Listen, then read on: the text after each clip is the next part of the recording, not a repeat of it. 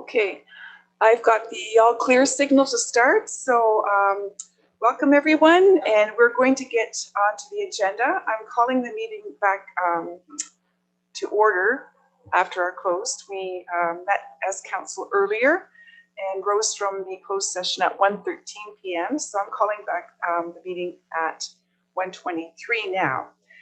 Again, in response to COVID-19, we continue to hold our council meetings electronically, and members of the public are invited to participate in this meeting of council by accessing the meeting, which will be live streamed on our YouTube channel. I will now ask for disclosures of pecuniary interest. Councillor Shipley. Yes, thank you, Madam Mayor. Through consultation with the clerk, I'll be declaring a conflict on 5.1. Thank you. And I can, the clerk has noted that all the appropriate documentation has been taken care of. So thank you for that. So now we can move into our delegations and presentations. Carpenter Drain is the first item on our report, and Mike DeVos from SPREED is going to be presenting that.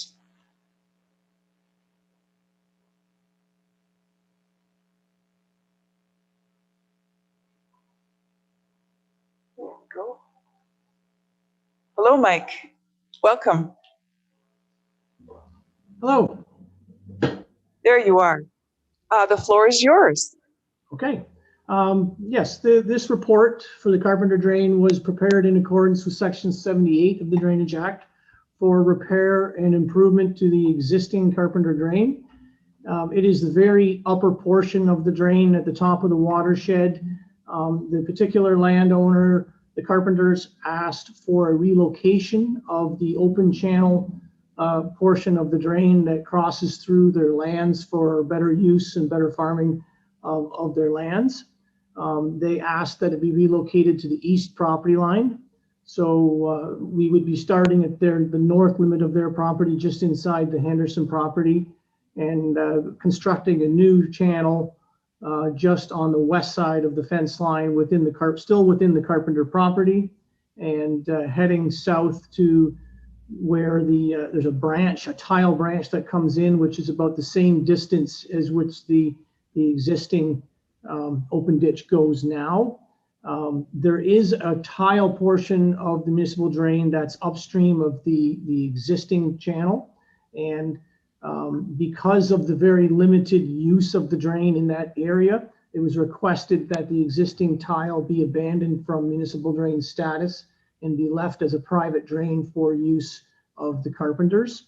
There is some water that would flow off of the road allowance at that point, but it is just surface water, and it would still use the private tile at that point. And on the upstream side of the road is just old pits, which are ponds now, which don't have any requirement for drainage. And in fact, it's difficult to tell even how much of that water would ever get into this drain. So we felt it was warranted to recommend that the drain be relocated. There will require a small relocation of the tile so that the one branch, so that it outlets into the new ditch. But essentially, there will be a new channel. The excavated material will be used to backfill the existing channel, and it'll be basically like for like. We have requested approval from the Department of Fisheries and Oceans for this, and we would anticipate an approval any day at this point coming in. So at this point, I'll stop and open up to questions. Well, thank you for the presentation. I'll turn to council then. Are there any questions? And I see shaking of heads. There aren't any. So we have a motion before us that the council for the municipality of Middlesex Centre receives the Carpenter Drain report from Mike DeVos of SPREED Associates dated June 11th, 2021, and authorizes that the project proceed, and that all assessed parties to the drain have agreed to the proposed assessment as noted in the engineer's report, and subsequently wish to waive their rights to appeal to the Court of Revision. And further, that the Court of Revision not meet to hear this matter, as all parties have agreed to their assessments as noted in the provisional bylaw and have waived their rights of appeal to the Court of Revision. Could I have a mover and a seconder, please? Councillor Arts and Deputy Mayor Brennan. Is anyone, we can do that. All in favor? Sorry. I'm so used to saying any opposed, and that is carried. Thank you very much, Mike, and enjoy the rest of your day. Thank you. Thank you. Goodbye. Bye-bye. Moving to item 5.2, we have a presentation from Lindsay Brock, the Director of Library Services at the county. Oh, there she is right there. Hello, Lindsay. Hello, Madam Mayor. Well, it's good to see you again. We'll let you get started with your presentation if you're all set. Perfect. Thank you, Mayor, and through you to Council. Just like to thank you for the opportunity to speak to you today about a number of exciting projects with the library, as well as an update from the Social Services Department. So I'm going to keep my section very brief, and then Nadine Devon, our Early Years Project Manager, will speak about the Early On Child and Family Center at the Elderton Library. Josh is going to speak about the Community Navigator position, and then, as I said, Pauline Andrew from the Social Services Department is going to give an update on her work.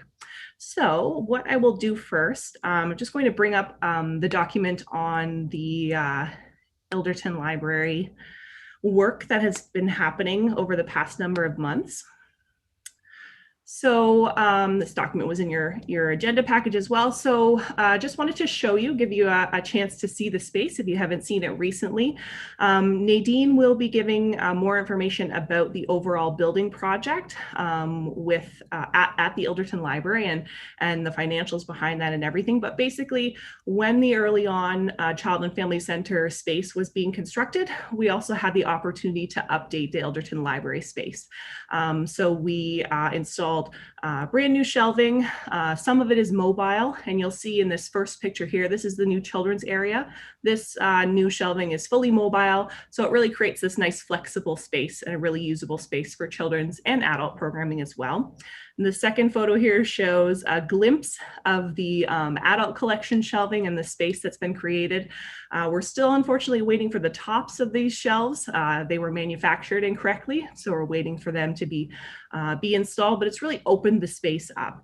And we are especially grateful to you and to municipal staff for having the library repainted. Really gives it that beautiful refreshed look and really shows off the new shelving. On the second page there, you'll see we've installed new computer workstations. So right now they're spaced kind of at the back of the library, all in a row until we determine what sort of restrictions or distancing will have to be in place when we allow patrons in to use these computers. So you'll see the first photo shows we've installed a new accessible desk, so it can be raised or lowered. And we'll be looking at purchasing accessible technology to go along with the computer that's installed there. So that'll be a fully accessible computer workstation. And then we have 2 additional computer workstations there. Over the next few weeks, we'll also be, prettying up the space, basically installing some more signage, decals, getting the pictures back on the walls, and really just settling into the space. But that is what the beautiful space looks like. And again, we really appreciate all the support that you and Middlesex Center have provided to bring this renovation to fruition. A little bit about our current service level. So at the Elderton branch, we are offering curbside pickup twice a week. So one evening and Saturday mornings. Right now that service will continue.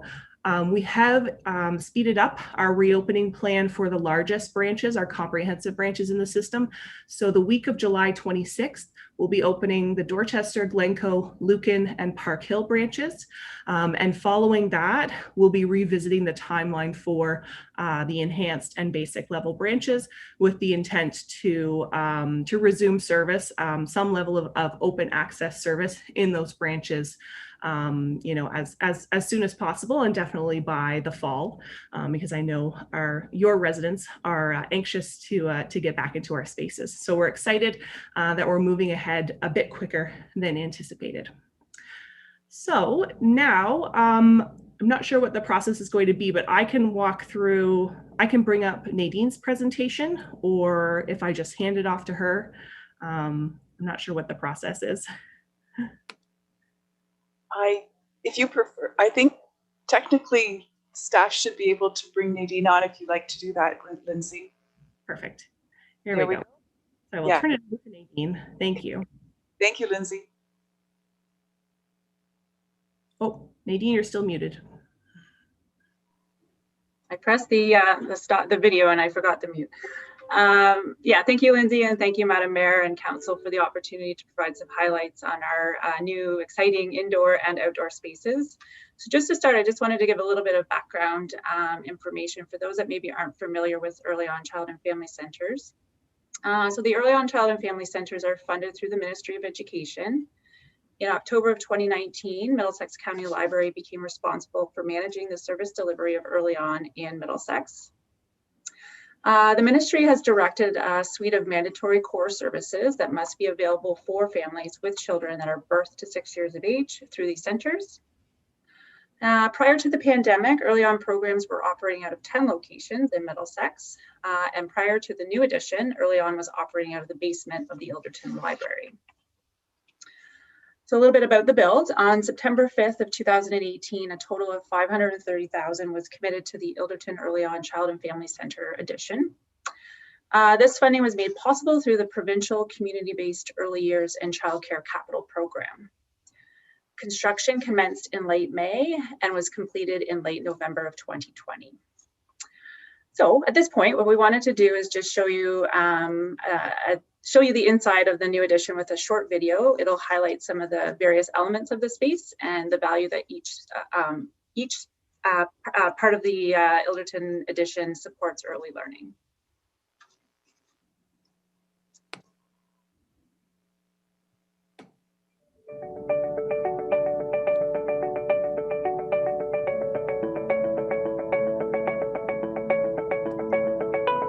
Welcome to the Elderton Early On Child and Family Center. I will be guiding you on this tour of our new space in Elderton. An Early On Child and Family Center is where children, parents, and caregivers connect, learn, and grow together. Middlesex Early On Child and Family Centers offer free programs for caregivers and children from birth to 6 years old.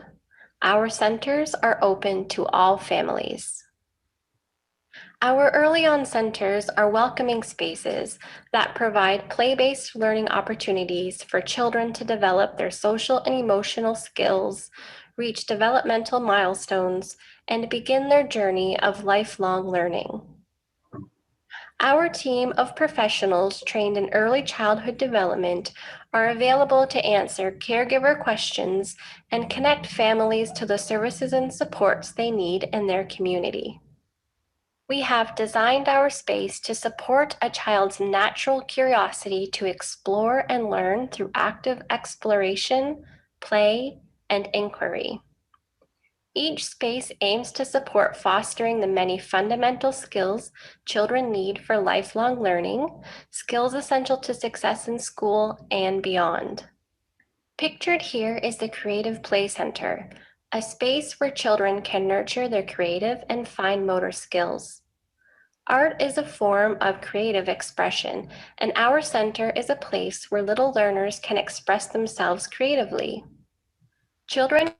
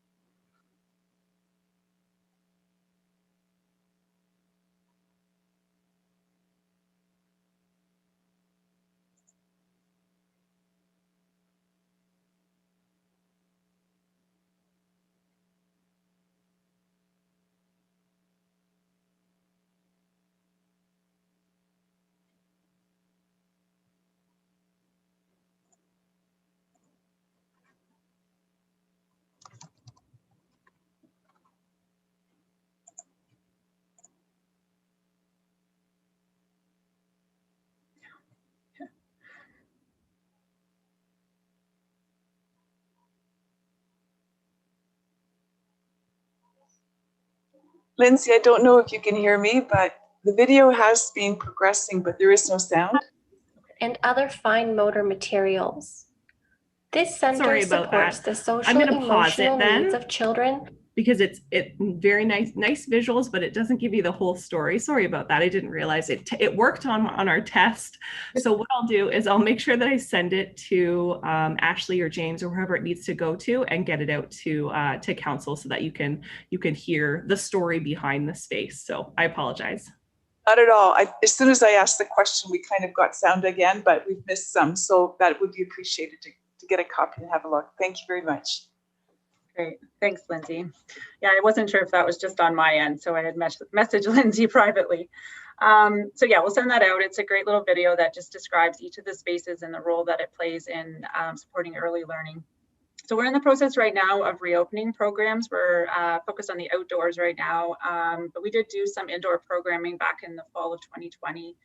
And during that time, because of restrictions through the ministry, we didn't use the space as it's set up in that video because we have some restrictions around distancing and limiting the sharing of materials. So when we receive direction from the ministry on changes to those restrictions, we will start to utilize that space as it's set up, and we'll really look forward to all the opportunities for the community to connect, learn, and grow in that space. So now I'll just shift over quickly to sharing some exciting news about our new outdoor space. So Lindsay's just going to pull up some pictures there. So in late 2020, we commenced some research into enhancing some of our outdoor library spaces, and that included Elderton with its open green space behind the library. We used a portion of funding from the federal government to support the safe reopening of early on programs, and we commenced the construction in Elderton in the spring of 2021. So pictured here are just some of the pictures of the outdoor space. So like the indoor video explains, there are a number of creative spaces out back as well that can support early learning. So we have a quiet space over under the sunshade, and you'll see that the existing Optimus bench is included there as well. So this is just going to be a great place for circle time, story time programming, and for caregivers and children just to retreat for some quiet time and some reading. Then we have pictured on the bottom there, you can see it at the top as well, is a creative space. So we have two double-sided paint panels, and there are a couple of wooden tables and benches that can extend the creative learning. On the next page, there's a construction building space. You'll see at the front, you can probably see in the other picture too, but at the front there over towards the two windows, there is a block building table and a card table. And then at the top, you'll see there is a xylophone. That's just to encourage some musical creations. And then elements that support physical literacy have been incorporated. So you can see here on the left, we have a arch bridge that welcomes families into the space. And then if you scroll up to the first page, Lindsay, there is a large tunnel in the back corner that the children can crawl through or perhaps hide away.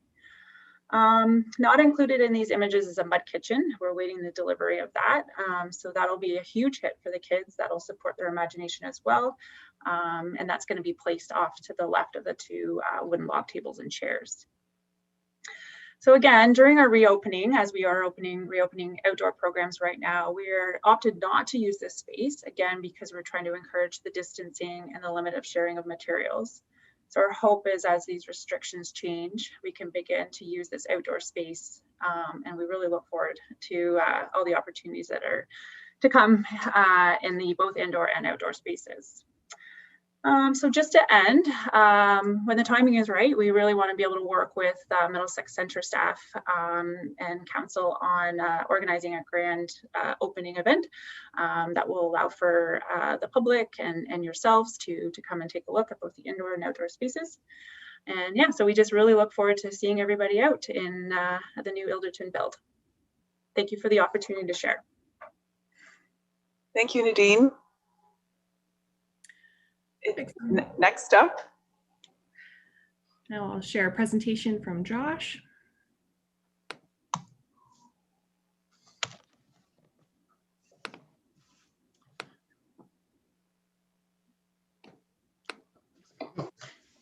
Everybody, thanks for having me today. My name is Josh Smith. I am the Community Navigator through the Middlesex County Library. I'm going to give you a brief presentation today about what my program has been doing in the last little bit here, what kind of Community Navigator is, and how I've been operating within the county, as well as some stats and a brief question period there at the end. So I am the Community Navigator. What I do is I help people in the county access services and help them navigate the various different programs they may have access to. It's very wide ranging in terms of what I actually can do to help out, but the basic gist of it is I help people find the help they need. I help them provide information on various programs and services. I can determine what their needs may be and help them match them up with the appropriate service or program. I can assist with the actual referral to that program. If there's an application that needs to be filled out, I can help out with that. I can advocate on behalf of any resident, as well as I will be doing some workshops and clinics. I have in the past already done a webinar back in, I believe in February, just based on social housing. But now that the libraries are beginning to open and we're kind of, beginning that slow march to normalcy, I'm going to start offering in-person clinics, hopefully within the next couple of months, however restrictions kind of ease up. But yeah, the Community Navigator, it's a pilot project right now, kind of operating about 1.5 years. Started in last September and goes till next March.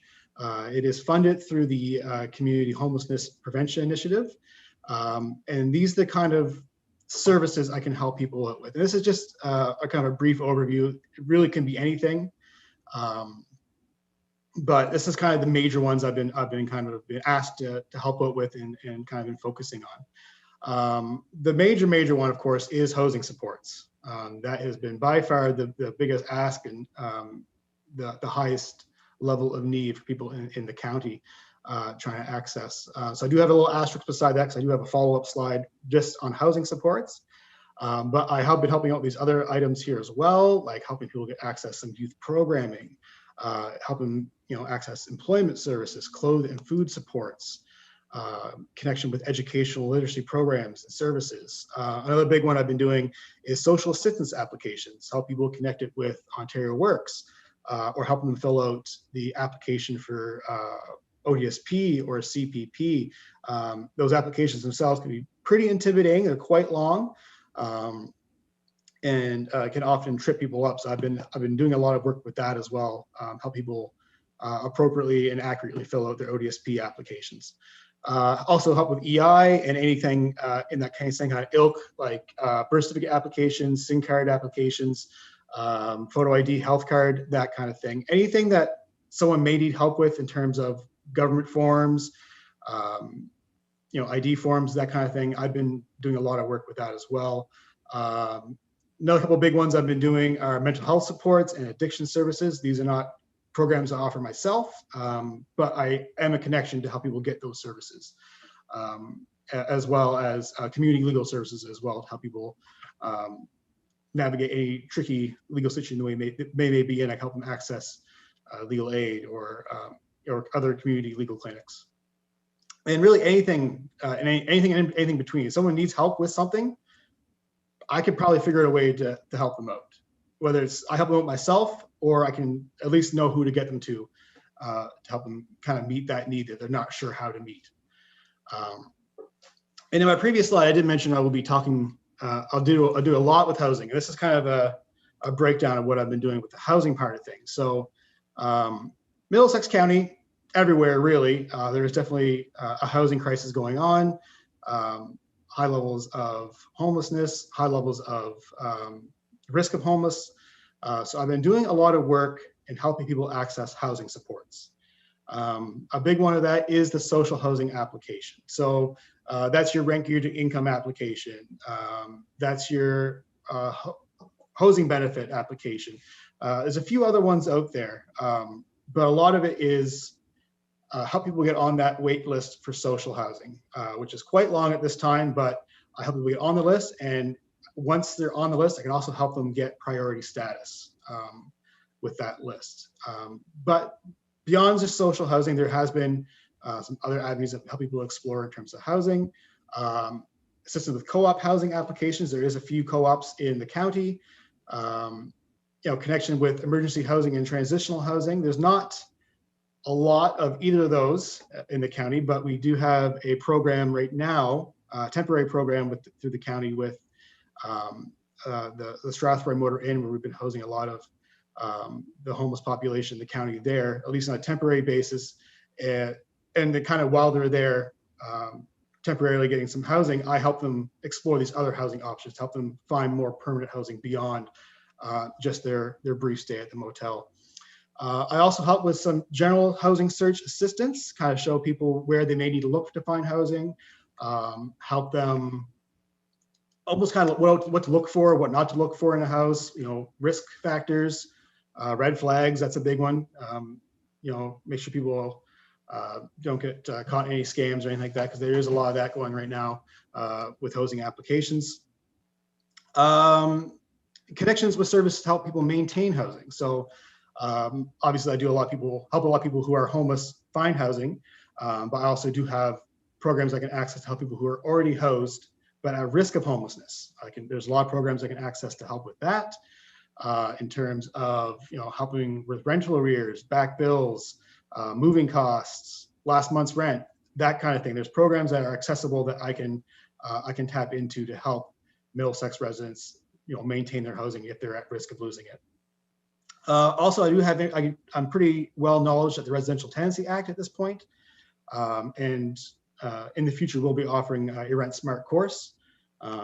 But essentially, if someone feels that they're, and this goes for both residents and landlords, if they feel they need some guidance on what's legal, what's not legal, what the process is, at least regarding the Residential Tenancies Act, I can help out with that. And then, if they need help beyond what I can offer, I can also help them get connected with some legal services if it kind of goes to the point of being in front of a tribunal, I can help people access appropriate services for that as well. And then the next, I do have a few stats here to go over. These are a little outdated now. It's been about a month and a half since I put these numbers on here, and they have grown quite significantly since then. But since I began the role in mid-September up until the end of May, I have helped 252 Middlesex County residents, and then I provided 475 different services. So a service could be anything from a referral to providing information, helping with application, whatever it may be. I've helped over 250 people with 275 different services. And that kind of shows you a few things. The major one being that it's pretty rare at this point someone comes to me looking for help that it's not just one thing they need. Usually it's a wide variety of services they may be looking at, and some of them may not even be aware that they need, or may not be aware they exist, and I can help them with that connection. I did mention I did have a webinar a few months ago. I did have 15 people attend that, which was great. I'm hoping for some bigger numbers once I start in-person sessions and workshops, and this will be, once I do start the in-person workshops, this will be available countywide. Once the libraries begin their opening, I will be working on a schedule where I am at every library in the county, at least every comprehensive library in the county, at least a few times a month, to make sure that I'm hitting every corner of the county and make sure everyone has access to me. As of right now, that is one of the bigger barriers to my program, is that I may not be as accessible as I would like, not being available for walk-in appointments, where maybe I am very available by electronic means, phone, email, and all that kind of stuff. But I think I definitely will be seeing a big tick in access once I am available in person. And then the final point I have on here is I have received referrals from over 20 different community partners. I like to include this stat because it does show that not only do the Middlesex County residents have access to my services, so do my community partners, and for that matter, so do you guys here as well. I am available for anyone in the county for any information, for supports, for help. If you have for example, if you on the council have a question about maybe a certain program you're not sure of, I am probably a great resource to start off with that first question. If I had the question if I had the answer offhand, I'll definitely provide it. But even if I don't, I probably know who to ask to find that answer for you. But that's the end of my program. Like I said, it's been a great start to the program. I find a lot of positive feedback. You know, I've been out in the county helping a lot of people out, and it's been fairly successful so far, I feel. Thank you, Josh. I have a feeling we're going to have questions. Should we wait till the end? We've got 3 presentations, 1 more to go, right?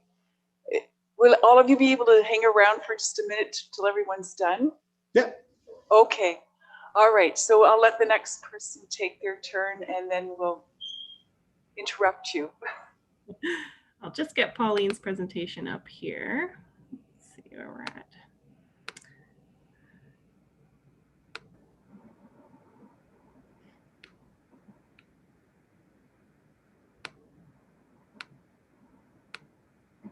Here we go.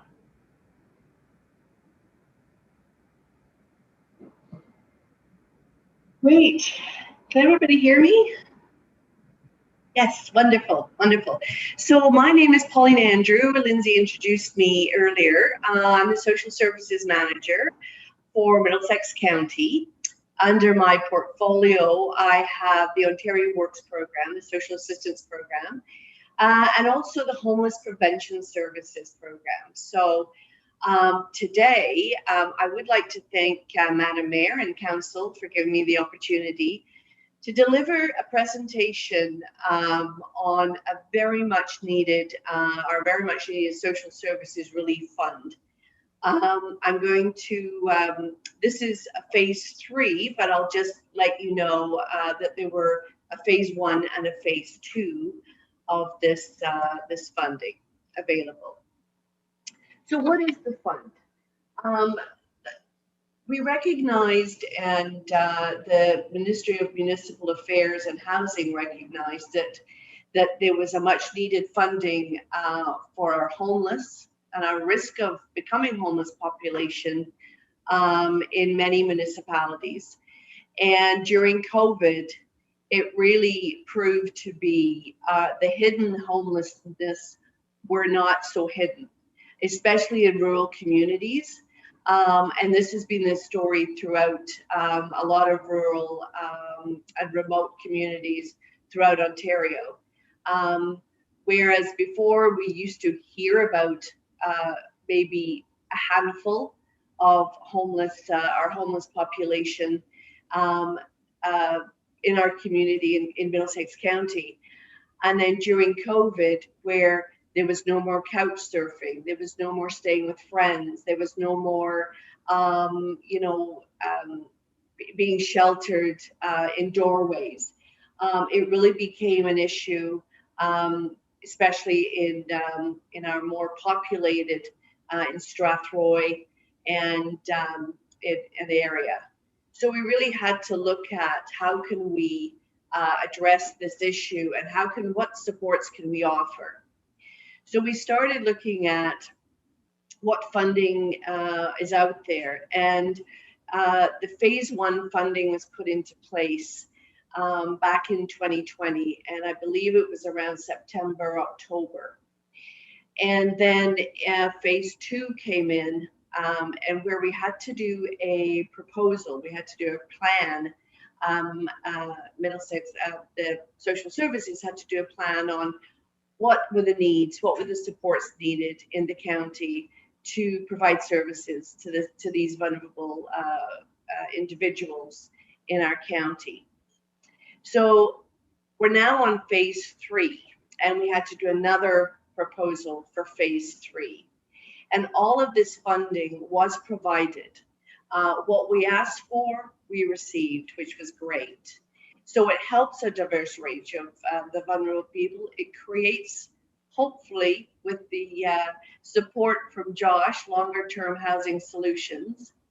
And it really ensures our homelessness have the supports, the tools, and that they're safe and can transition to recovery. So it's has been a really important funding source for the county for our homeless population. So part of the proposal, we were trying to think outside the box. What do we need it for? Well, we need it for everything. So what we did was we created the Whatever It Takes Fund. And these are just some of the items, but we have been asked for other items as well. And so the list keeps going on, which is great, because we do listen to the needs of our residents and our homeless population.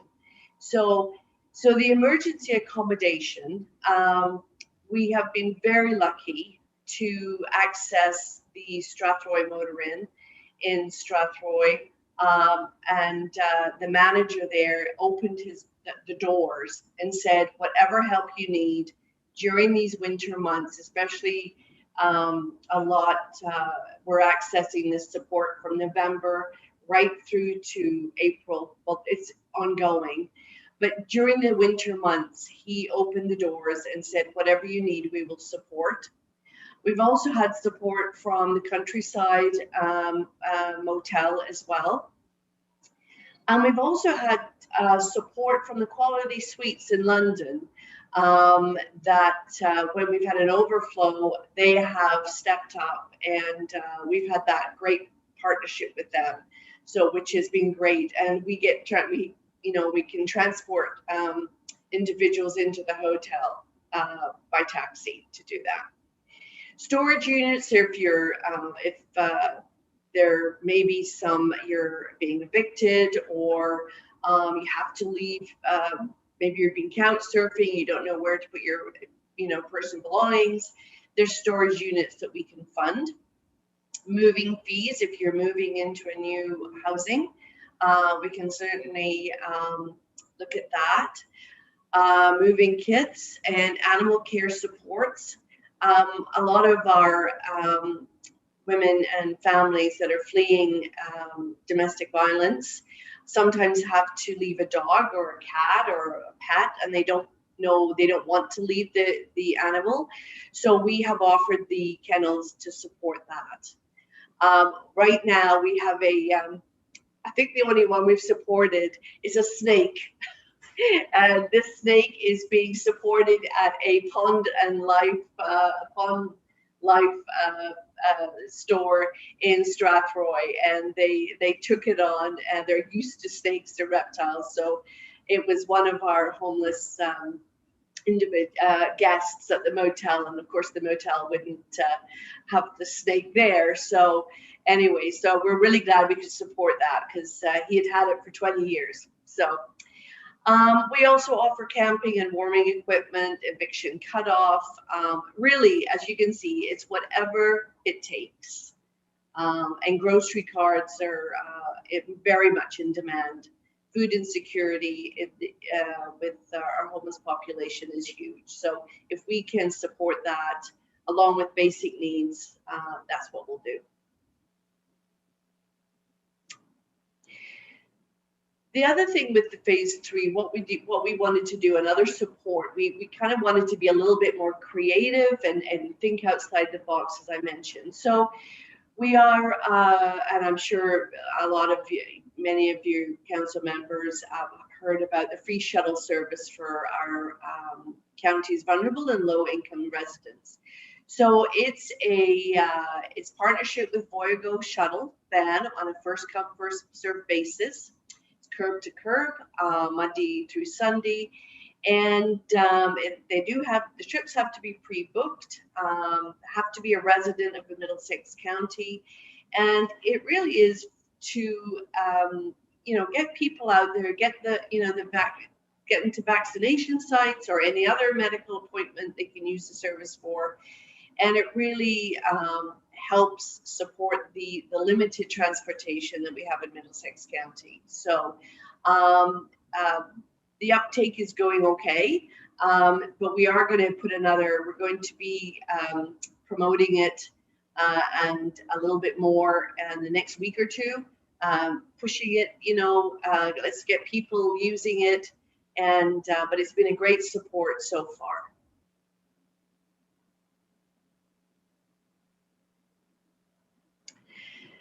The Middlesex County Housing Benefit is another new initiative that we created through the SSR, the Social Services Relief Fund. And we really, because of the Canadian Ontario Housing Benefit, that lasted all of 2 days. We were told about it. 2 days later, it was gone. It was exhausted. And so we really had to sort of think about, we have individuals that the only housing available is market rent, and that comes at a price, unfortunately. So we really had to think about how we can support our homeless population moving forward into housing, and how can we do that, and also low income. So the funding is available up to 6 months until December 31st. It is on a first come, first served basis. We can serve up to 15 individuals. The total amount monthly is up to $642.86. So that's the difference between the OW or a non-social assistant recipient, a non-SAR, or ODSP shelter amounts and total rental amount. So for example, if rent is $800, the Ontario shelter amount is $390, and the applicant would be eligible up to $410 per month. So that's a big support towards their rent. Unfortunately, it is only for 6 months, but hopefully the Canadian Ontario Housing Benefit will support, will offer some more supports. Part of the sorry, Lindsay. Part of the criteria is they have to be low income, a social assistance recipient. They must be connected to a housing funder, community navigator, Josh. There's a CMHA housing finder, Jordan, Next Wave housing finder, and WRSC. So they have to be connected for those supports and have a sustainable.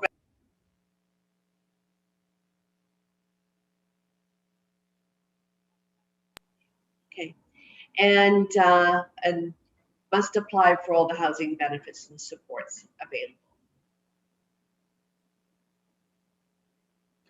So how do individuals access this funding? Through Ontario Works, ODSP, and community members. They're all eligible. And they can fill an application form through social services at Middlesex. And they can submit it to social services middlesex.ca or call the number.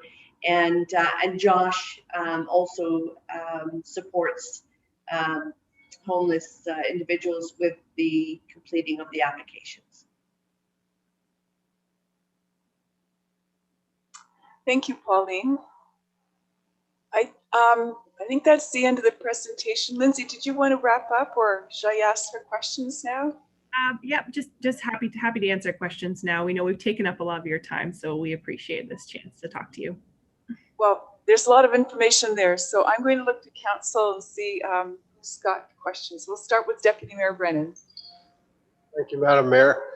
I'm not sure who wants to answer this, but I guess we call it the hidden population, and we really have no idea what the numbers are in Middlesex County itself. We know in the city we see it, the homeless people on the streets and that, but we don't see it as much in the county. Can you give us some idea of what the numbers are throughout the county outside of the city, that people that we're dealing with? I could probably give you a rough estimate. This number I have is just based on the people who access my services. So I do track if they're homeless or not as part of my stats when I meet with somebody. So I can give you a number based on people I've helped specifically, and the number is 55, which is a significant increase than the last number we've seen over the couple of years. Even I think Pauline may be able to answer a bit better, but I think just in terms of people accessing homeless supports, a number of years ago, maybe just 2 or 3 years ago, I think there was like 4 people accessing the supports. And then now through me, we're up to 55. Yeah, Josh is correct about the number. We are 50 plus. We have supported homeless guests at the motel, 50 plus, and where before it was maybe one or two. The other, we did an enumeration count, point in time count back in April for one day. And so I reached out to our community partners, our youth, Next Wave, and the Youth for Christ Youth Center, and social services and WRC, and 47 were identified as being homeless, and many of them were youth. So that's the numbers that we have right now. And as I said, I mean, it seems to be increasing. So, and it's not so hidden now. Just a quick add-on to that. As you mentioned, a lot of them are youth. Do you have something in place to try to steer them towards employment, to try to help them out, get off the homeless list? Are there programs there that we work with them to try to get them a job? Yeah, there's a number of employment programs geared towards youth. Usually 15 to 30 is what they consider youth for a lot of the employment programs in the area. Pretty much any employment service that operates in the county does have a youth service. Leeds Employment Services, Community Employment Choices, Next Wave, Youth Center in Strathroy, they all have their youth employment program. So those programs are definitely available. But an argument can be made that I personally believe that employment isn't necessarily as big a factor in homelessness as one may think. And maintaining employment while homeless can be near impossible. I think the focus would be higher on getting them housed first, and then follow up with some employment opportunities. Okay, thank you. Councillor Heffernan, you have a question? Yes, through the mayor. I just wanted to comment that these services, this has been an eye-opener. I wasn't aware that we had all these services, so I'm really thankful that we do, because I know there's people that need them. And I also want to compliment the Nadine and Lindsay and for the update on the Elderton Library, and I can't wait to get in there. The other thing I would like to ask Nadine, I guess, is the library story time used to have a garden space behind the library. Is that still available, or is that sort of gone by the wayside for now? No, so what we've done with the garden space is back in the back corner, there used to be where we would do the early on programming, outdoor programming. So there are a couple of new garden beds that Karen and Ellen have designed and have placed in that back corner. So it's just at a different location now. And actually, I think it was preferable to, might have been just in terms of the sun and whatnot, it was a better location for those two as well. So no, we made sure that we still incorporated that garden space. It's just in a little different location. Okay, thanks a lot. Yep. Is there anyone else? Okay, I just have a couple of things myself. So I just wanted to ask, Josh, we don't have a comprehensive library in Middlesex Center. I'm wondering, you were talking about running sort of public session or in-person sessions and so on. Would those be coming? We have an enhanced library, so is that programming going to be available, or? Yeah. Yeah. 100%. Yeah. And I've actually already met clients at both Komoka and Elderton libraries. So, you know, while they're not comprehensive libraries, that's not going to stop me from going to see them, especially like, and both those libraries have programming rooms as well that could be used to host these sessions. So absolutely. Okay, awesome. Yeah, well, I've got your information there, so I know where to pass that on. I just want to take a moment and say thanks to Colleen for adding all of the detail around the programs and all the supports and all of the work that you're doing. So that, I think between you and Josh, this is really great service for our residents. And I have to echo Councillor Heffernan's remarks with respect to the library, that the update on the library that both Lindsay and Nadine presented. I can't wait to get in there to see it live and in color too. It looks fabulous, and I'm really looking forward to that. And again, those are services that I know are really popular with a lot of residents, and this is a really nice way of being able to have kids get started on reading and getting engaged with books and things like that, and all of the other programs that you have early. So I'd like to thank all of you for all the work you're doing and for the presentation that you've made, for all of the presentations you've made to us today. I look forward to hearing more updates down the road. Thank you very much. Thank you. Bye. Bye. Okay, the next item on our agenda is the Court of Revision. And there's the motion that council adjourn its regular meeting in order to sit as the Court of Revision, pardon me, under section 97 of the Drainage Act as amended, to consider the Lewington Drain, with members Councillor Heffernan, Councillor Shipley, and Deputy Mayor Britton in the chair. I'll turn it to the chair. Oh, I'm sorry, I forgot to, I read it. I need a mover and a seconder, please. Councillor Scott, Councillor Cates, all in favor? And now we're in the Court of Revision. Thank you, Madam Mayor. I will refer to my script from the clerk and I will just go through it. The Court of Revision hears appeals on drainage assessments, a portion of the cost of a proposed drainage work to be collected as taxes from the landowner. Council considered the engineer's report for the Lewington Municipal Drain on May 26, 2021, and a provisional bylaw was adopted.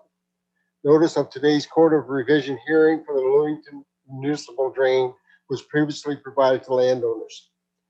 This time call the Court of Revision to order. We have received no appeals from the assessed parties, but we do have Mr. Ron Smith, who has requested to join and make a comment. Are you there, Ron?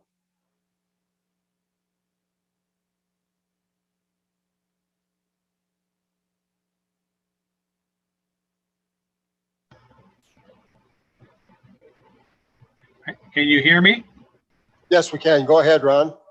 I simply had a couple of questions for clarification.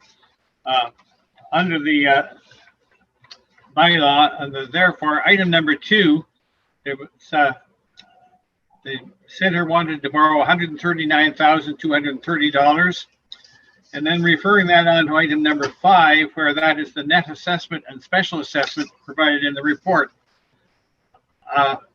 I'm wondering where and how we generated that number of $139,230 when the estimated cost of the drain was far in excess of that.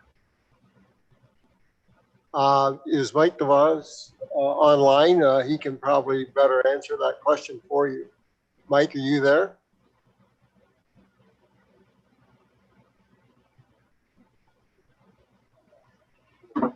Okay, Dan, we'll go to Dan Anderson, our drainage superintendent. Dan, can you provide an answer to Ron on that?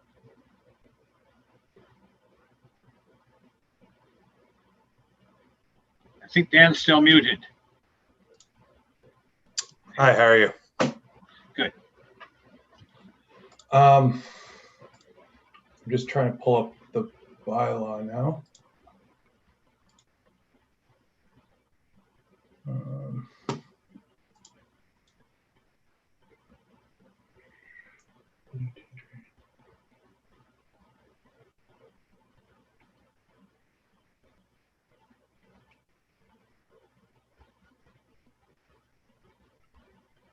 All right, so sorry, the question was where the amount of borrowing on the behalf of the landowners came from? Presumably, yes. I'm not sure. You're borrowing 139,000 or someone is? Is that on behalf of the landowner? It should be, yes. And how did we determine that cost relative to the total estimated cost of the drain? So the total estimated cost is $100 for the landowners is $175,895.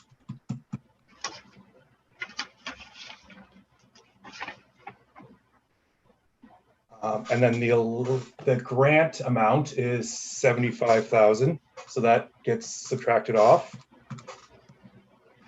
We're left out with about 100,000, and then allowances of 25,400. Sorry, I don't have the bylaw in front of me. You said it's 130,000? 139,230. But if I recall, the estimates on the drain itself were 318. Correct. Some of that's a special assessment to Enbridge. Some of that is an assessment to the county for their roads. So the 139 reflects the landowner portion of the 318, does it then? Is that? I believe so, yes. Okay, thank you. That's Dan, our clerk can maybe further explain some of that. Go ahead. Through the chair. Thank you, Chair Brennan. I just thought I'd jump in as I know our drainage engineer is not working with the same numbers I have right in front of myself at this time. And I can say that the 139,000 that's being referred to by Mr. Smith is the amount necessary for the reconstruction for the landowner's portion of the assessment. So it's the total cost of construction, but it does have those special assessments that our drainage engineer, Mr. Anderson, was referring to earlier, subtracted from that. So that's the amount assessed on the landowners for the cost of the reconstruction. okay. Thank you very much. Is there anything further, Ron? No further questions. Let's move on with this. Thank you. Do the committee members have any questions? Seeing none, then the decision is that the Middlesex Center Court of Revision approves the schedule of assessment for the Elderton Municipal Drain and Drainage Works adopted by bylaw 2021-055 as outlined in the report prepared by Experience and Associates. Can I have someone move that? Councillor Shipley, seconded by Councillor Heffernan. All in favor? So moved. And we will adjourn from the Court of Revision, moved by Councillor Heffernan and seconded by Councillor Shipley. All in favor? There we go, Mr. Smith. Thank you, Deputy Mayor. Moving on to our agenda item number 7.1 is that the minutes of Middlesex Center Council meeting held June 23rd, 2021 be adopted as printed. Could I have a mover and a seconder, please? Councillor Scott and Councillor Cates, all in favor? That is carried. Thank you. We have a number of consent items.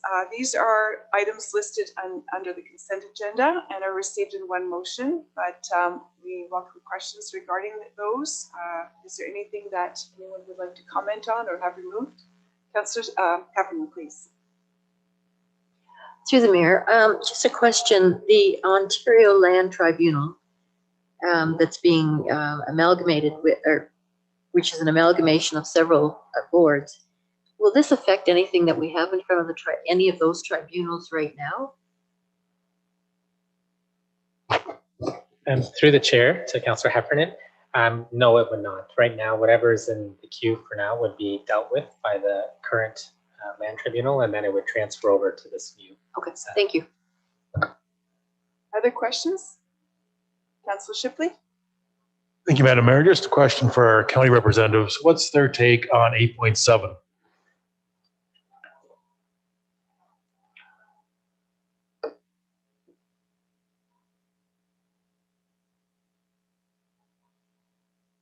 Just more in respect, it says if the county, I believe I'm reading this right, if the county opts to go for it, we have to join in with that? I mean, legally, if they. Yes, correct. Yeah. So I'm just wondering what the county, like Deputy Mayor Brennan and yourself, how is it going to approach the county with this?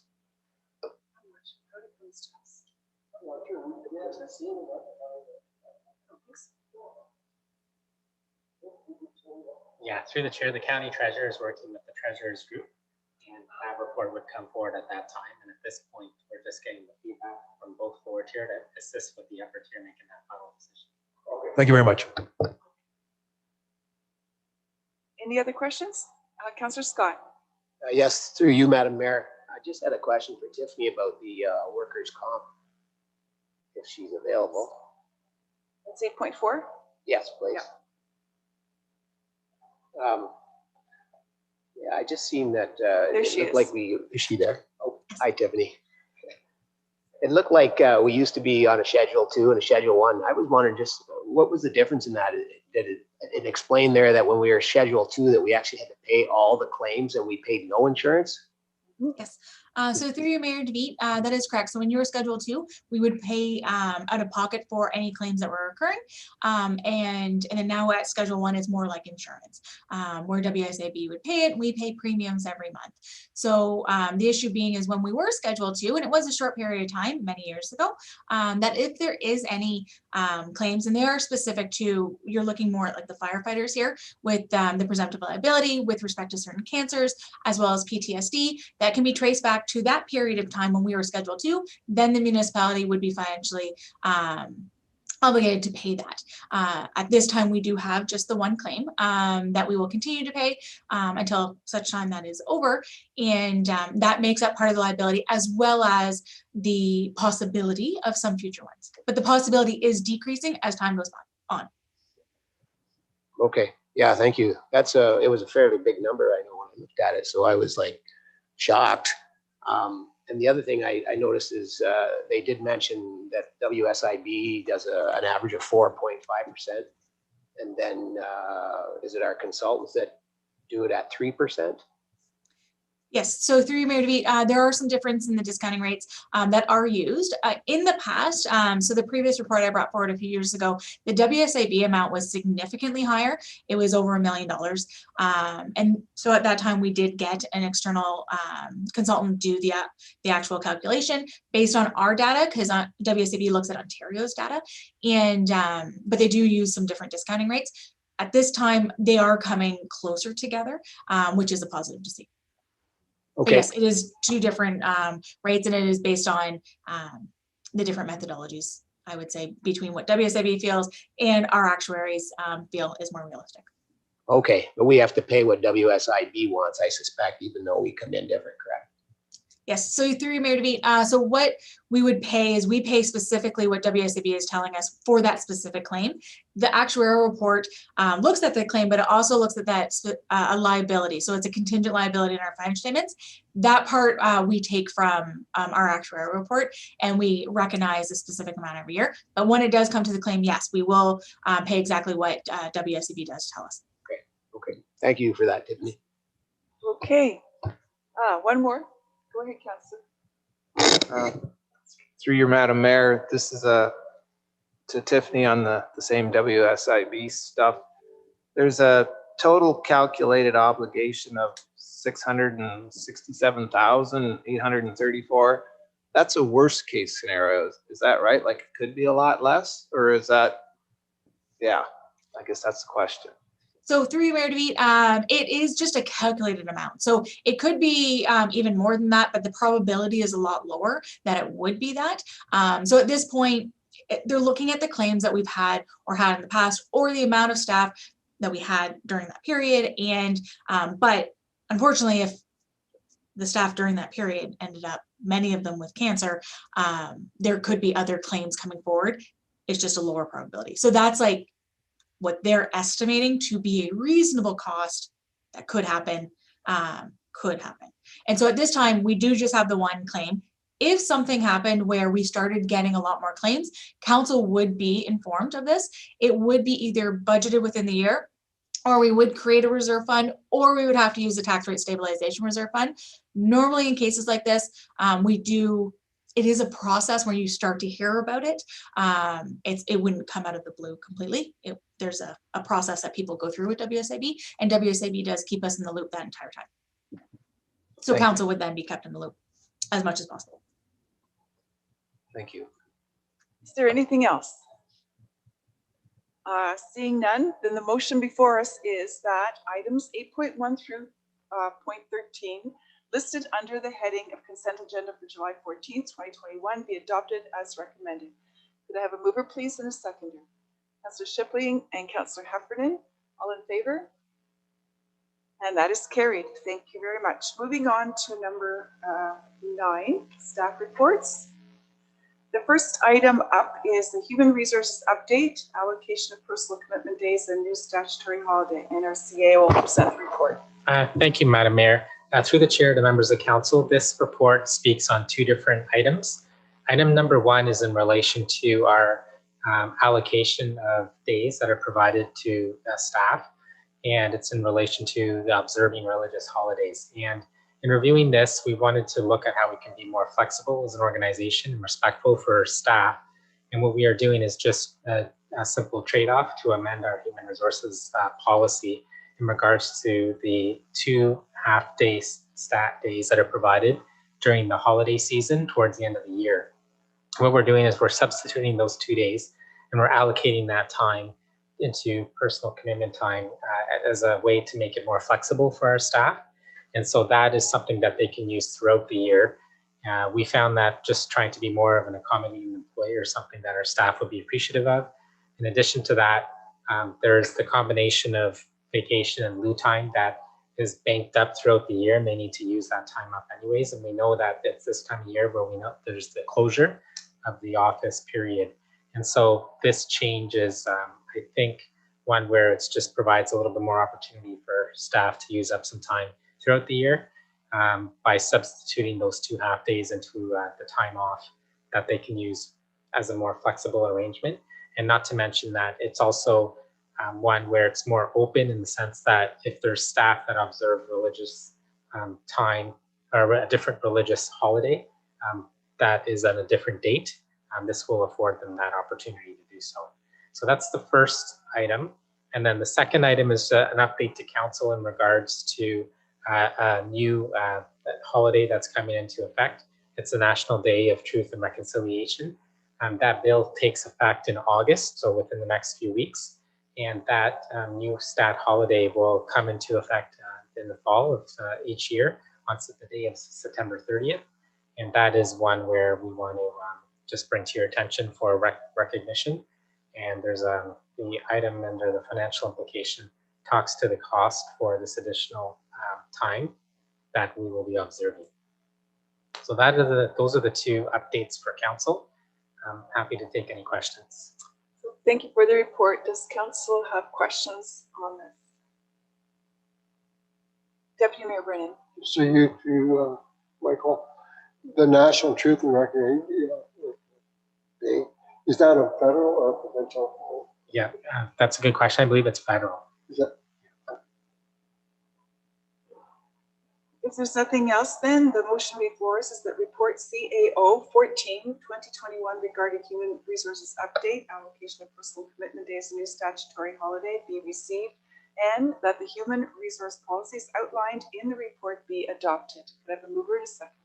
Councillor Cates and Councillor Shipley, all in favor? And that carries. Thank you. Moving to item 9.2, which is the curling club lease. Justin Fiddler is going to come on and present that report to us. There he is.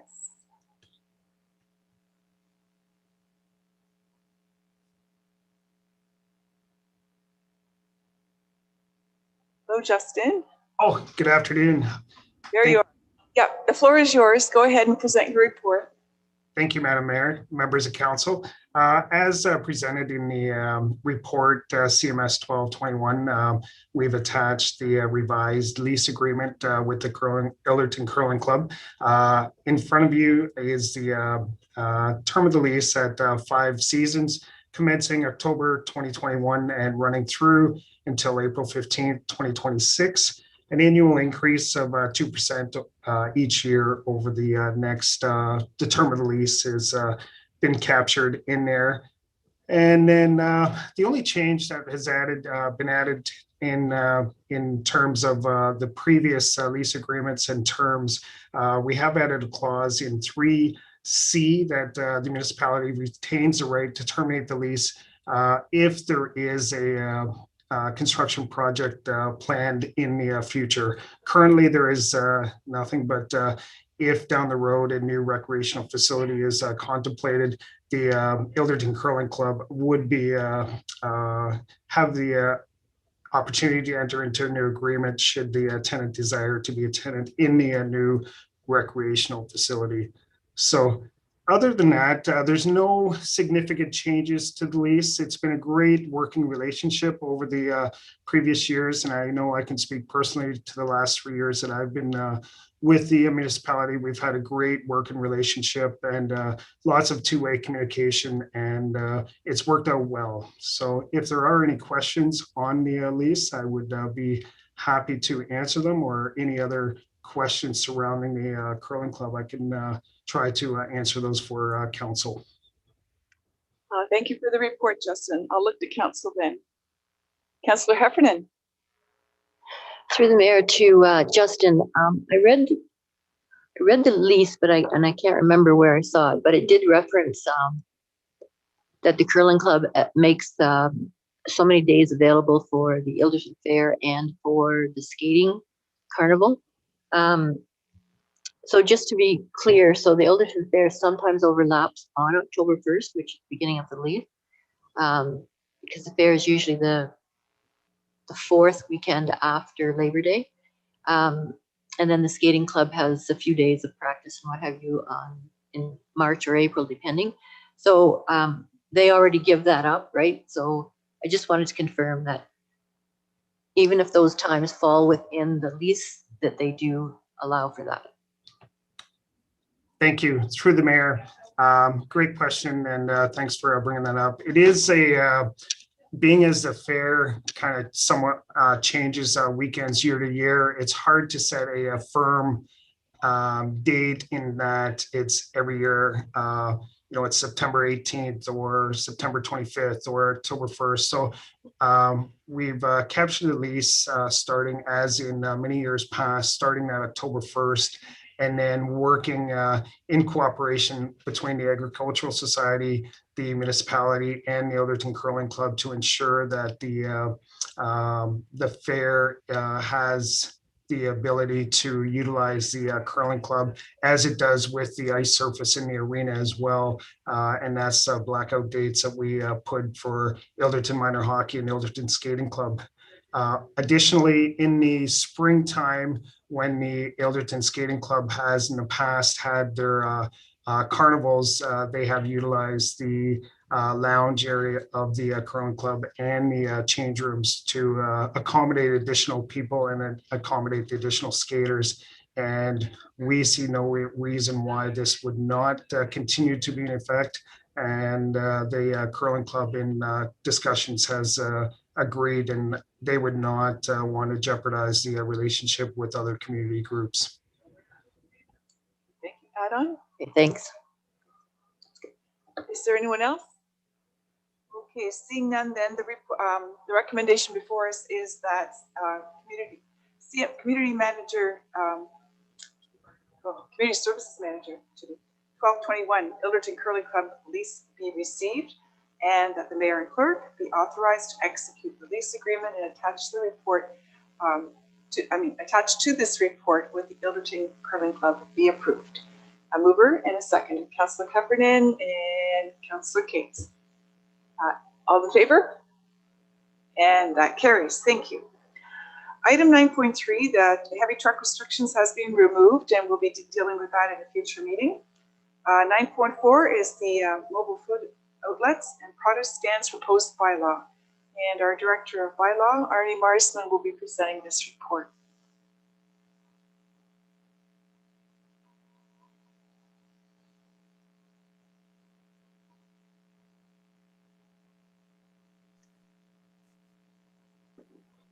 I apologize for that delay. Through Mayor DeVitt, today we are presenting a mobile food outlet and produce stands bylaw for approval. This bylaw has been drafted in order to address recent observations staff has made with respect to food trucks and produce stands appearing in our community. With respect to produce stands, we have found that some have sort of popped up in residential zones causing traffic and parking issues. With regard to food trucks, staff consider it important for public health and safety to regulate these, having regard for a number of items, including health unit standards, fire prevention requirements, parking and traffic impacts, and separation from our local restaurants. We have met with and heard from a number of interested individuals and groups that have interest in this topic, and we've attempted to have regard for their input, which has been addressed in some ways, but unfortunately not at all. The bylaw presented before you reflects staff's recommendations for this bylaw. However, a number of additional helpful comments we received this week are recommending a couple additional revisions to what's before council today. These are, first, we'd like to provide clarity in the definition of mobile food outlet. In section 2.11, the word itinerant is used.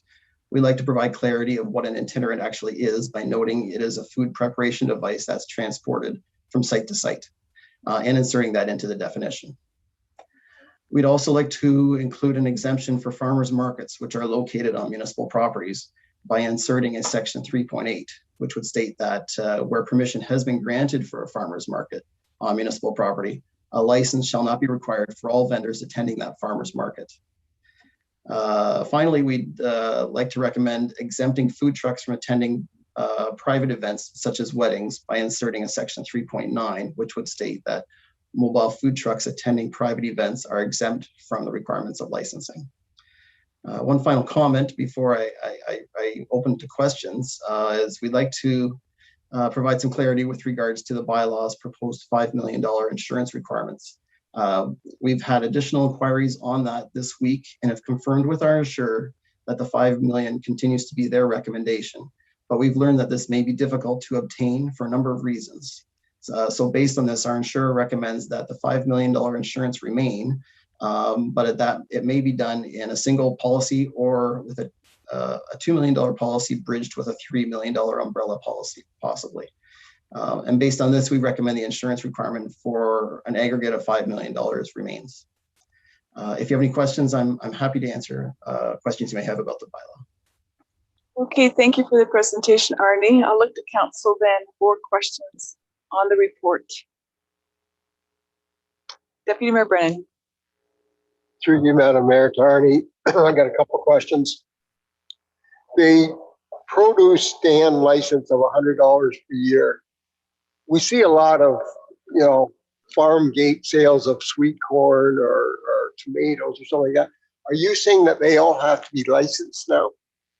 No, there's an exemption for agricultural properties. A farmer is permitted to sell the produce that they produce on their property, and they're exempt from the licensing requirements. So really just generally in the residential areas of our communities. Okay. Another question. People like the Elderton Lions and that, they are able to have 4 events where they don't have to have a license. Is that correct? Sorry, through the mayor, you are allowed to have special events. The special events still need to be licensed. For our local service clubs, the license, we're recommending that the fee for their license be reduced to 0, but they still will have to have a license. They have to have a license, but they can have unlimited number of events. There's no limit to the number of events they can have. Yeah, generally, if for one property, I think for a certain site, I think we'd like to see a limit of 4 events per calendar year. I guess the Lions can move from one site to another, depending on what it is they're supporting or what property they're supporting. So they're not limited just to 4 events only in the year. But I think for each site, we'd recommend a limit of 4 special events per year. Okay, thank you. Councillor Arts. Through Madam Mayor to Arnie, I know you spent a lot of time on this and it's been frustrating on both sides. And we've got some changes that they're changes, but the people that have, like the Lions and that, they're not really privy to some of the current changes. And there's a lot of misinterpretation and I feel bad for everybody, but right now I'm just not comfortable with this. I'm sorry. Thank you. Councillor Cates. Through you, Madam Mayor, to Arnie. Two things.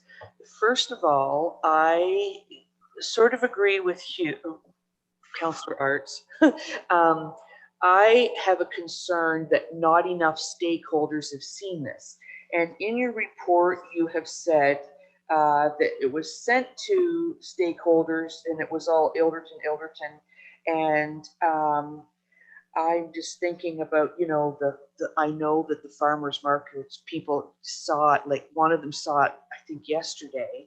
And so I'm concerned that there's not been enough back and forth with all the stakeholders. You know, maybe the Kamoka Kilworth Optimist Club, Delaware Lions. I saw that some councillors passed it on and to people, and I thought, oh my goodness, was I supposed to do that? And so I'm kind of feeling that not enough people have seen it. So, you know, one of my thoughts is there a way we can, you know, accept this for information, but then do some more work on it or some process like that. The other thing that I want to say is, because I this morning got another email about the Kamoka farmers market, and you know, they're really feeling, they're very scared, and they think that some of this could literally, they'll just have to shut down. And obviously, you know, we want to be a encouraging and open community and all of those kinds of things.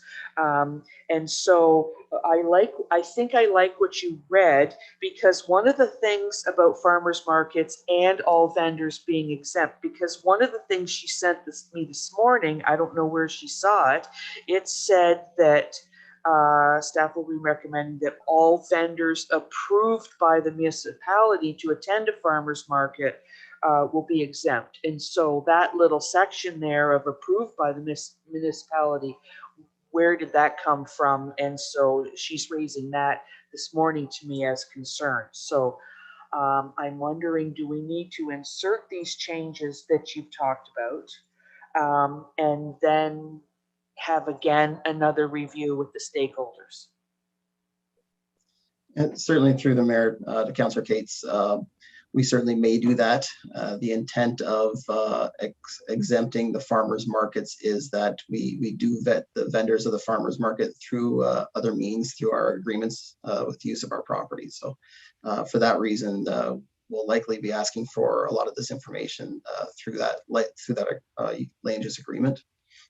But certainly council has the option of just accepting the report today and directing staff to do other activities following today's meeting. You can add on, go ahead.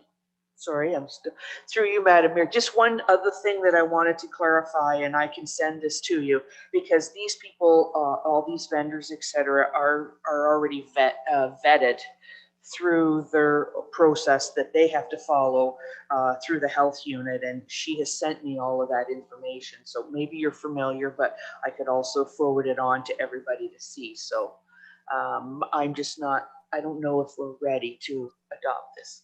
Thank you. Thank you. I'll take Councillor Shipley, and then we'll move to Councillor Heffernan, and well, you're nodding. Okay, so we'll work our way around. Thank you, Madam Mayor. Just one point. I'm even questioning having a fee here. Administration costs and putting a fee in is going to be, to me, is going to be, revenue is not going to be as high as administration costs, as we found out with the dog licensing. So I'm really questioning if we even need a fee into this bylaw. Just if the administration is going to outweigh the revenue, I guess is my concern at this point. Thank you. Councillor Heffernan.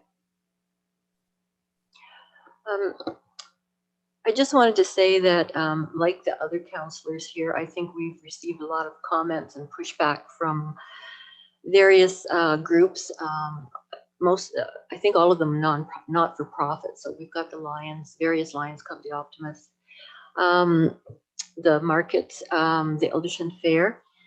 And in our municipality, we are very fortunate to have so many service clubs and markets, and one not-for-profit that few others have, which happens to be the Elderton Fair. And it's unique. And in its, I'm going to kind of focus on it for a bit. In its 100 168th year of existence.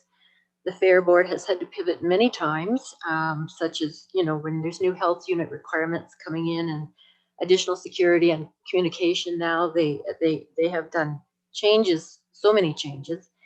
And we have over 350 volunteers that pull this fair off. And as well as the IAS, there's service clubs and that have different events as well. And really, they're not an ornery bunch, but they do have some very long time and dedicated volunteers. And I think the bylaw as it's currently written, I know a lot of work has been put into it, but nevertheless, I think they're feeling that they weren't approached, and yet they are doing all the things that need to be done. So I concur that we needed a mobile food outlet bylaw to cover off various situations that have occurred in the municipality.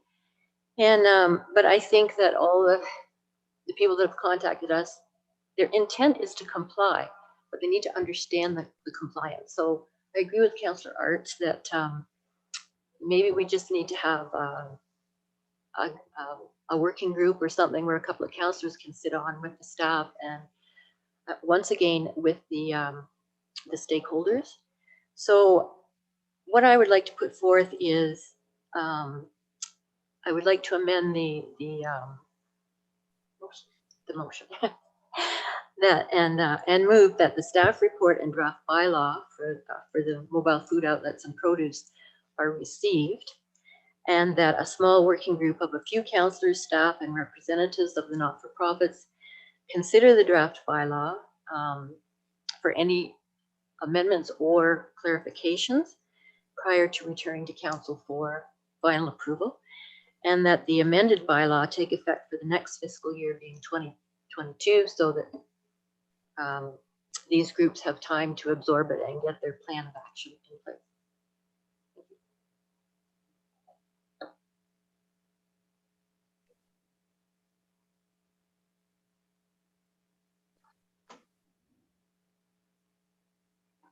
Okay, I just wanted to be clear that I didn't have to ask for a callback right now. So go ahead, Councillor Scott, you were next on the list and you can go ahead and comment as well. Thank you, Madam Mayor.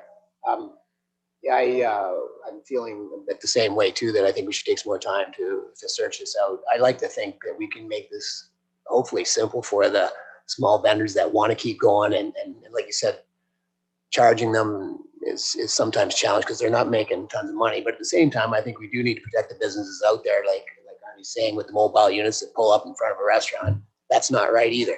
So I definitely agree that we got to have some sort of thing in place. One question I do have, Arnie, under the definitions there, I see ice cream bicycle. So under the definitions, is that all the people that would be obligated to get a license? Through the mayor, we've specifically identified what an ice cream bicycle is, and we've exempted them from the definition of mobile food outlet specifically, so that they're not regulated by this bylaw. Okay, I was just reading the definitions and I wasn't sure how to read this this whole thing, and that's what I was hoping that would be the answer. Thank you. So if no one else has any comment that they want to make now, Councillor Heffernan has proposed a motion, and maybe that's Through the chair, thank you for that. Yes, so we'll be seeking a seconder for that motion firstly, and also just clarity that we have that a working group of a few councillors. So if we could specify the number of councillors to be placed on that working group, once we have those two things, I'd be pleased to read back the motion. Heffernan, that was your motion. If you want to provide I would say maybe 3, only because that way we can sort of hit off the various portions of the municipality. Good thought. Okay. Oh yes. Okay. Now that we have the motion with that change, could I have a seconder for that? Deputy Mayor Brennan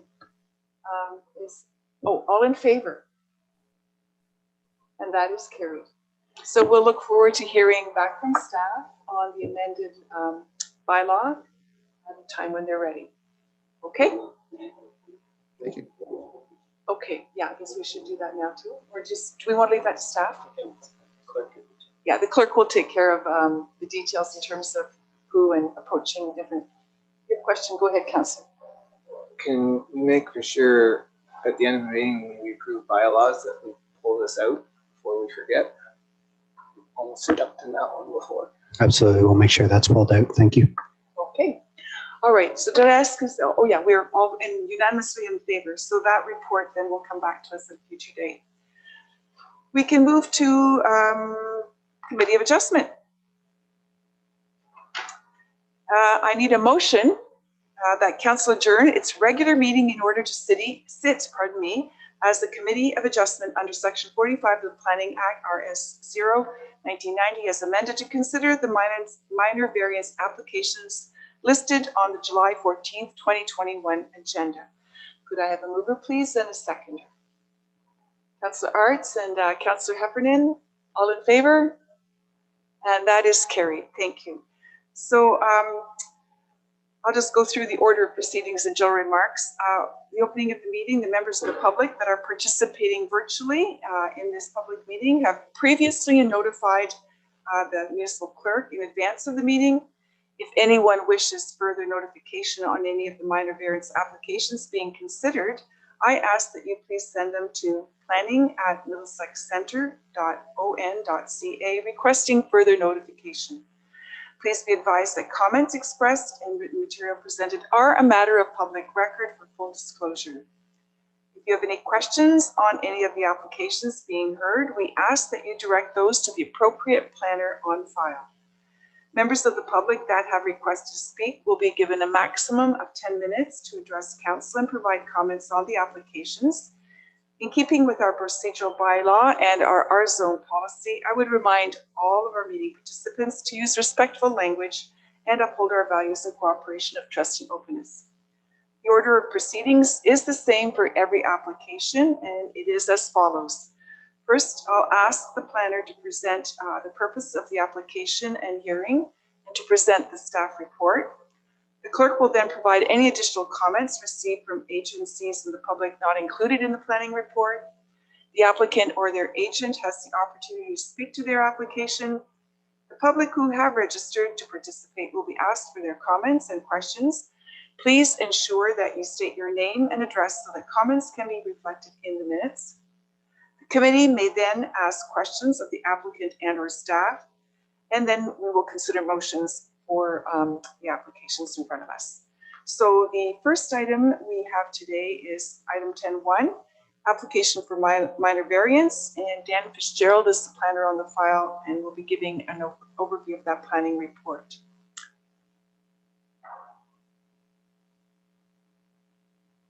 Hello, Dan. Through the chair, thank you, Mayor DeVitt, and members of the committee. Sorry, we're just connecting there, so I think I missed maybe what you said, but I think I'll just start presenting the report. With your report, go ahead. Okay. So the purpose and effect of the application for minor variance in this case is to seek relief from Middlesex Center's comprehensive zoning bylaw, as it does relate to the maximum permissible gross floor area, as well as height for an accessory building that is located in the urban residential first density zone. The applicant is requesting a maximum size for all accessory buildings on the land of 96.62 square meters, whereas Middlesex Center's comprehensive zoning bylaw permits a maximum size of the lesser of 50 square meters of gross floor area or 3% lot coverage. The applicant is also requesting a maximum height of 6 meters, whereas 5.5 meters is current. The effect of the proposal is to facilitate the construction of one accessory building for the intended purpose of vehicle storage and as well as RV parking. So hopefully everyone can see the location map there. The subject property is located at 7 Linnell Crescent in Kilworth. It's approximately 0.41 acres in area with a frontage, again, of approximately 36.5 meters. On Linnell Crescent. It's located on the north side of Linnell Crescent, west of the intersection at Linnell and Kilworth Park Drive in Kilworth. And the lands are currently contain a single detached dwelling. They are generally bordered by residential lands on all sides. The lands are designated settlement area in the Middlesex County official plan, residential in Middlesex Center's official plan, and zoned urban residential first density exception UR1-3 zone in Middlesex Center's comprehensive zoning bylaw. No comments were received from the public during circulation of the application, and no agencies had noted any objections. So staff do note that the intent of the application is to construct a new accessory building that is located along the northeast portion of the site. The purpose of the variance to the size and height is, as stated by the owner, to allow them the ability to park a recreational vehicle inside the structure. Due to the nature of the lot size and the requested coverage at approximately 16% total lot area, planning staff are of the opinion that the proposal is considered minor.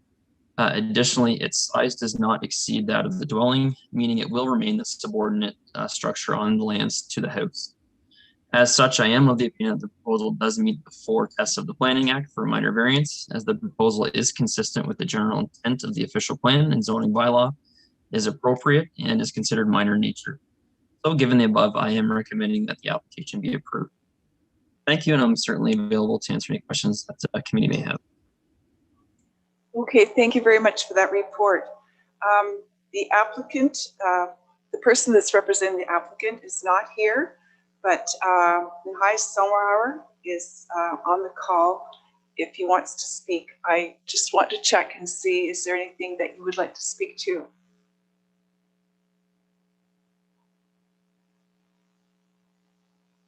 I don't think so. Okay, the clerk has received no additional comments. I can now turn to the committee and ask further questions, concerns, clarifications, anything that you want to ask up there. I don't see any hands.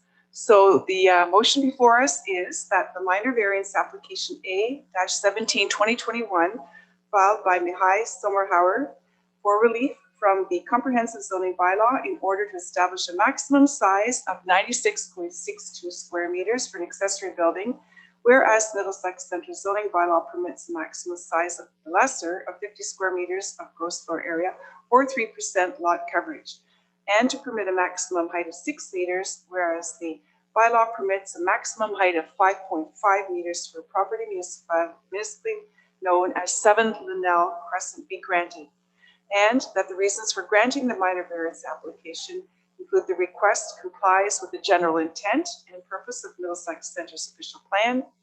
The request complies with the general intent and purpose of Middlesex Centre's comprehensive zoning bylaw. It is minor in nature, and the request represents appropriate development on the subject property. If I could have a mover and a seconder. Councillor Scott and Councillor Cates, all in favor? And opposed? And that motion is carried. Moving to 10.2, another minor variance file. Dan, go ahead and present your report. Through the chair, thanks, Madam Mayor, and to members of the committee. So the purpose and effect of this application for minor variance is to seek relief from the comprehensive zoning bylaw as it does relate to the minimum interior side yard setback for an accessory building in the urban residential first density zone. The applicant is requesting to reduce the minimum interior side yard setback to 1 meter or 3 feet, whereas the bylaw currently requires a minimum interior side yard setback of 1.5 meters or 5 feet. The effect of the proposal is to facilitate compliance with an existing accessory building built at the rear of the property along the interior side yard. Before I proceed any further, I will share my screen. The subject property is located at 14408 Medway Road in Arva. It's approximately 1.3 acres in area with a frontage of 38 meters on Medway Road. It is located on the north side of Medway, east of the intersection at Medway Road and Richmond Street in Arva. They are bordered by residential lands to the north, east, and west, as well as an institutional use to the south. They're designated settlement area in Middlesex County official plan, residential in the Middlesex Centre official plan, and zoned urban residential first density zone, or UR1, in Middlesex Centre's comprehensive zoning bylaw. We did receive one comment during circulation of the application from a neighboring landowner who was in opposition of the proposed interior side yard reduction. Additionally, subsequent to completing the planning report, I did receive correspondence from the Upper Thames River Conservation Authority on Monday, noting that the property was entirely regulated and that they did not have a record of the existing accessory building obtaining a Section 28 permit approval. So as such, they have recommended that the application be deferred until such time as they engage with the applicant on the Section 28 permit approval. While the planning report does note that staff generally find the proposal meets the requirements of the Planning Act for a minor variance, planning staff do find that the issuing of a minor variance in advance of confirmation from the Conservation Authority that they would issue a permit could be considered premature. As such, staff have amended the recommendation request that this particular application be deferred to provide an opportunity for the applicant to seek a Section 28 permit from the Upper Thames River Conservation Authority, and that the planner provide a subsequent report to committee consideration at a future public meeting upon successful receipt of the Section 28 permit. Thank you, and I'm certainly available to answer any questions on this one. Thank you for the presentation. Then I'll move to LJ Shelton. He's the applicant and has registered to speak.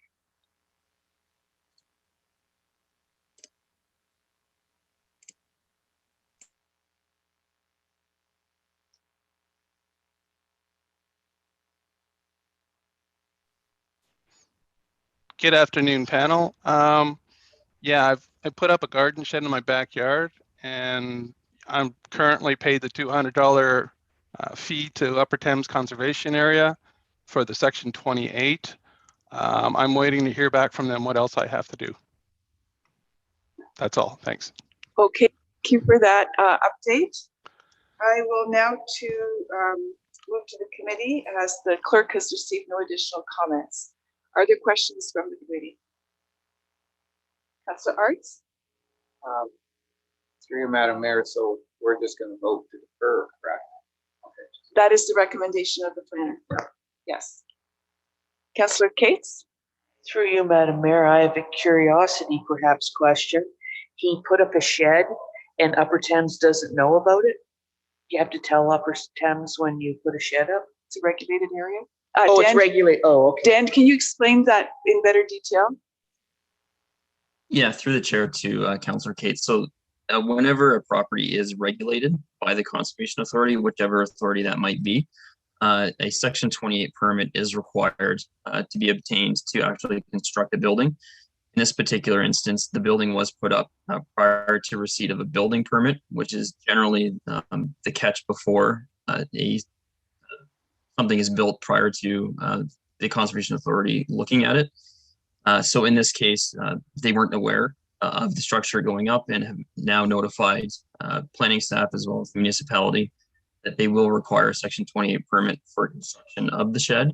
And they want to enter into two discussions with the applicants about the location of the building and any subsequent requirements they may have prior to actually issuing the permit. So it is pretty standard practice that the Conservation Authority would require a Section 28 permit if a structure is being built within an area that is identified as regulated.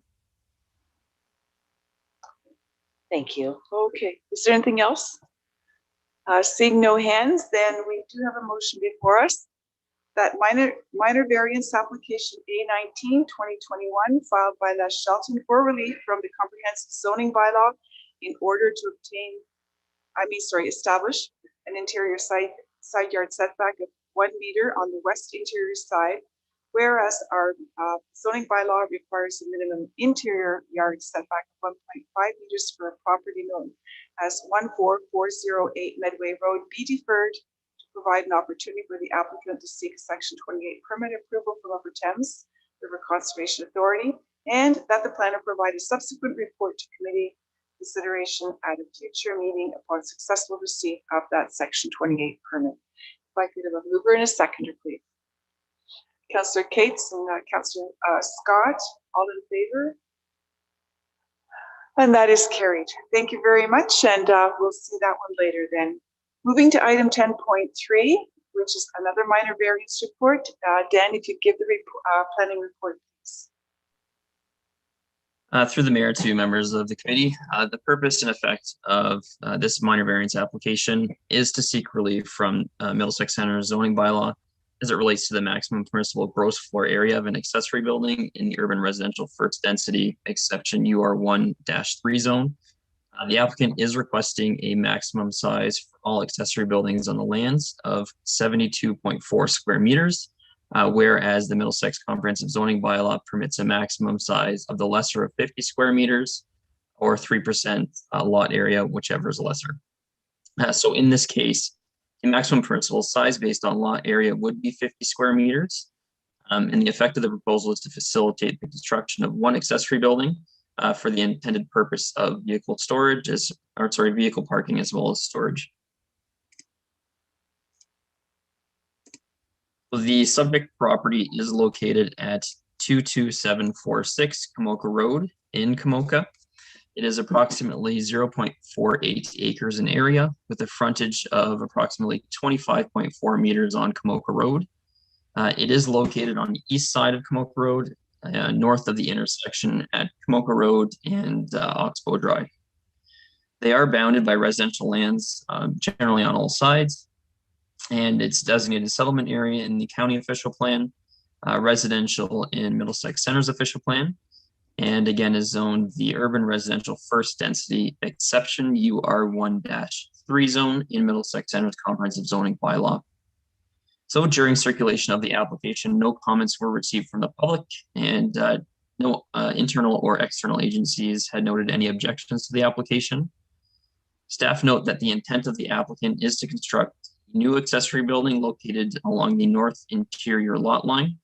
The applicant's proposal would include the removal of two existing buildings to accommodate the new proposed structure. I have reviewed the application against the 4 Planning Act tests as noted in the planning report, and I'm of the opinion that the proposal does meet the 4 tests of the Planning Act for a minor variance, as the proposal is consistent with the general intent of the plan. Zoning bylaw is appropriate and is considered minor in nature. So given the above, I am recommending that this application be approved. Thank you. Thank you. I'll look to Kevin Vandeven, who's the applicant and has registered to speak.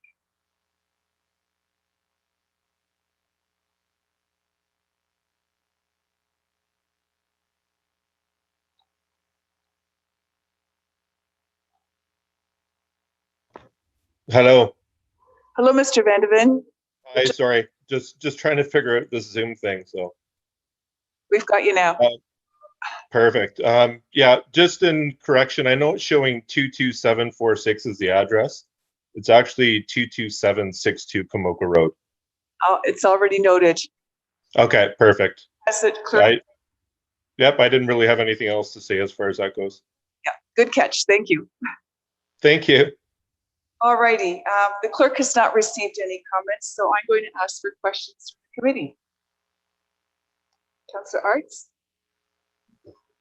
Through your mayor to Kevin, I just want, like, when I look at your diagram, there's one building that's got to go because that's where the new one's going. But I want to make sure you realize the back one, even when you're all done, you can't decide, oh, I might want to leave this. The application says both must go. So as long as that's understood, thank you. Okay, other questions or comments? Seeing none, then a mover and a seconder, please. Councillor Cates and Councillor Shipley, all in favor? And that is carried. Thank you very much. Thank you. You're welcome. Moving on to item 10.4. And Dan, if you would like to present the report for another minor variance. Through the chair to members of the committee. So the purpose of this minor variance application is to seek relief from the comprehensive zoning bylaw as it relates to the maximum permissible gross floor area for an accessory building that is located in the urban residential density zone. The applicant is requesting a maximum permissible size of 42.7 square meters for all accessory buildings, whereas Middlesex Center's comprehensive zoning bylaw permits a maximum size of the lesser of 50 square meters of gross floor area or 3% lot coverage. In this case, the maximum permissible size based on lot area would be 30.2 square meters. And the effect of the proposal is to facilitate the construction of one accessory building for the intended purpose of a pool house slash storage building. Site plan is included as attachment 2 as well as attachment 3 of the planner's report. The subject property is located at 105 Huron Avenue in Kamoka. It's approximately 0.25 acres in area with a frontage of approximately 18.36 meters on Huron Avenue. It is located on the north side of Huron Ave, southwest of the intersection at Delaware Street Central and Huron Avenue. It is bordered by residential lands to the east, south, and west, as well as an institutional use to the north. It is designated settlement area in the county official plan, residential in Middlesex Center's official plan, and zoned an urban residential first density exception UR1-4 zone in Middlesex Center's comprehensive zoning bylaw. No comments were received from the public during circulation of the application, and I did not receive any objections from any internal or external agencies. Staff note that the intent of the applicant is to construct a new accessory building, which is located on the north porch of the property in the rear yard. The purpose of the variance to the size is to accommodate a covered porch area, which is attached to the pool house. The size of the actual accessory building does comply with the maximum size provisions without the covered porch area was to be removed. I have reviewed the application against the 4 Planning Act tests for a minor variance, and I am of the opinion that the proposal does meet the 4 tests of the Planning Act for minor variance, as the proposal is consistent generally with the intent of the official plan and the zoning bylaw. It is considered appropriate and is considered minor in nature. So given the above, I am recommending that this application be approved. Thank you. And thank you for that report. I'll look now to Shannon Lalonde, who is the applicant and is registered to speak.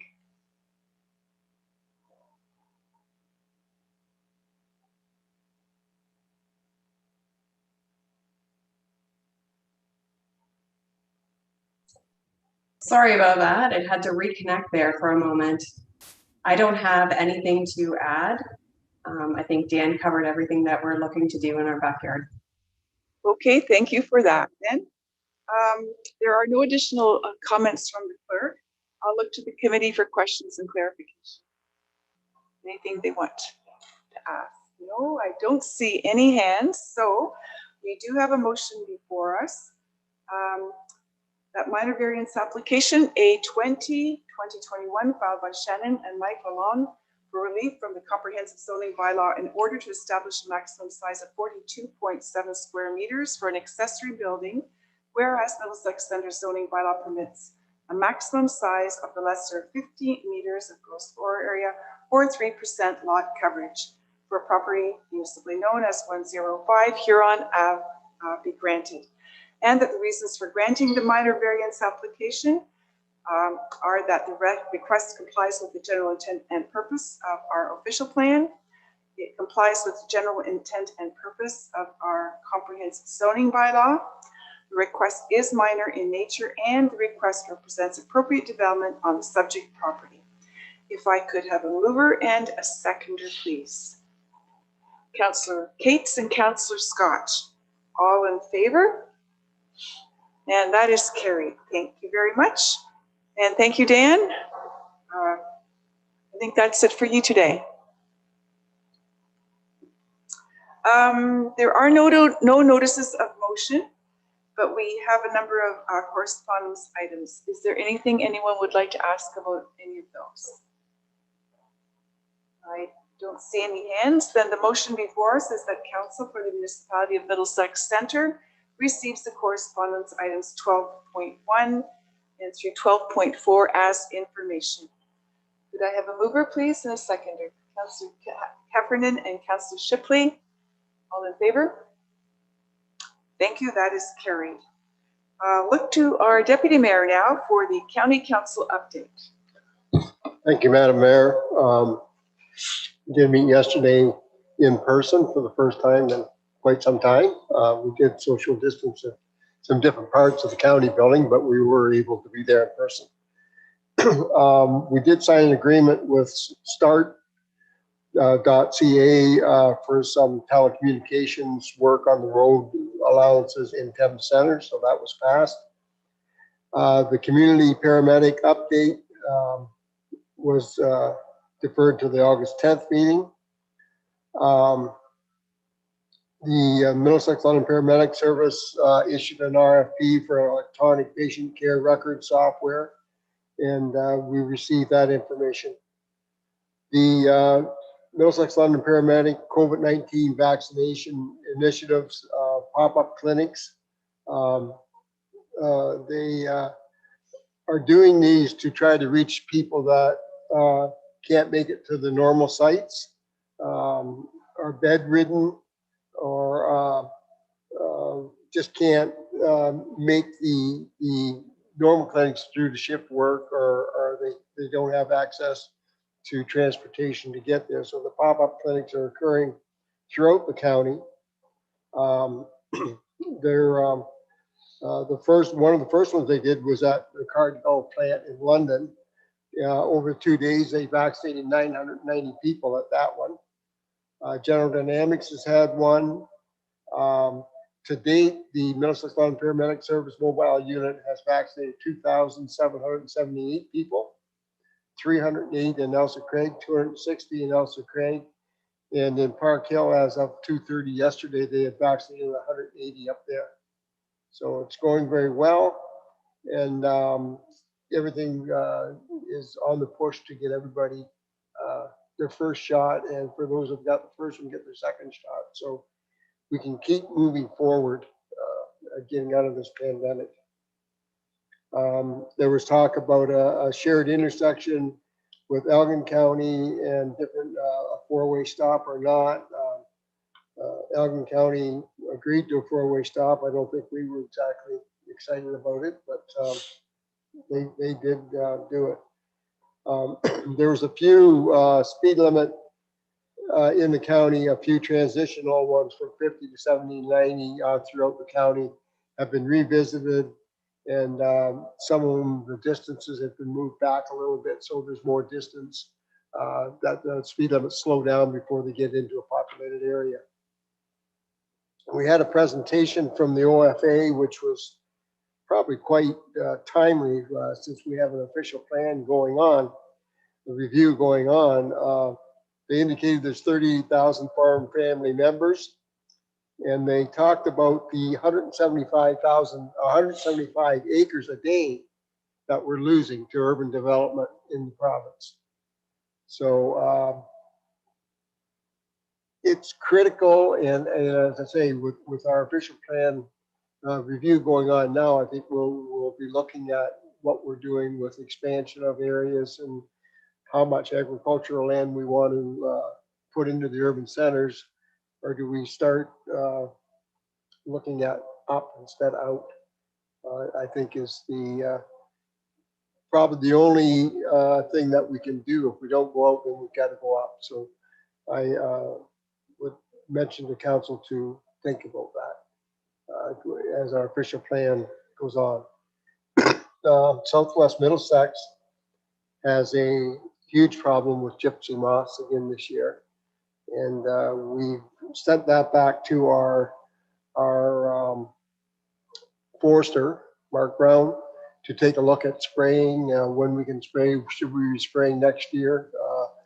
Hopefully he talks to Scott, because I think Scott can let him know how we made out this year and how effective it was, and that sort of thing.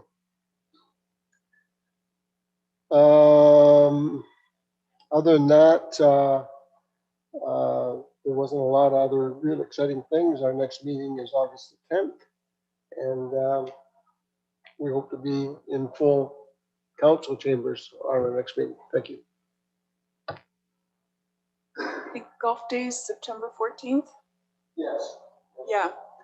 I don't think we talked about it, but it's, we should note it in our calendars for the Warden's Golf Tournament. Yeah. which usually happens in the spring, but was deferred because of our spring. Yeah. Okay, thank you very much for that update. And is there any other business that anyone wants? Councillor Shipley. Thank you, Madam Mayor. Received a couple of calls last week in respect to traffic increase at Wonderland, 11 Mile Road, due to one Vanek being closed and due to Sunnydale and High Park being closed. I did take a trip up there about 4 o'clock in the evening, and it is busy.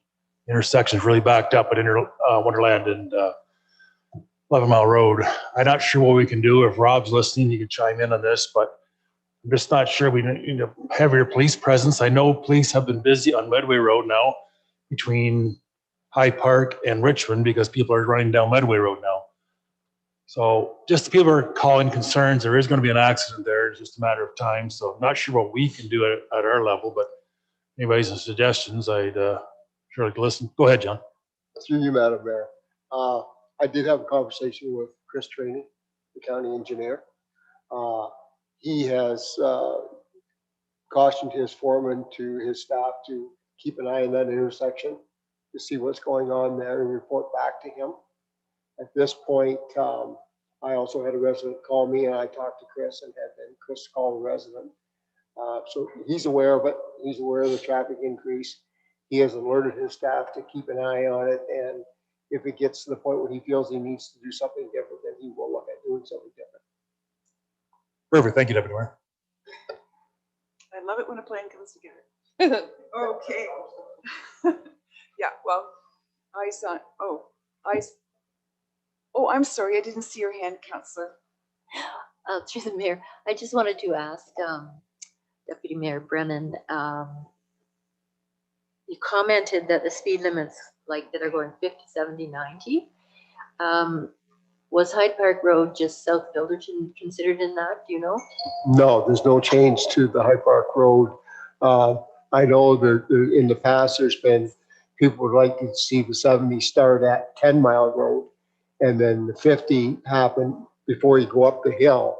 And then as you go down the hill, it drops, you know, it's all, people are already slowed down, but High Park Road was not one of the ones that's being changed.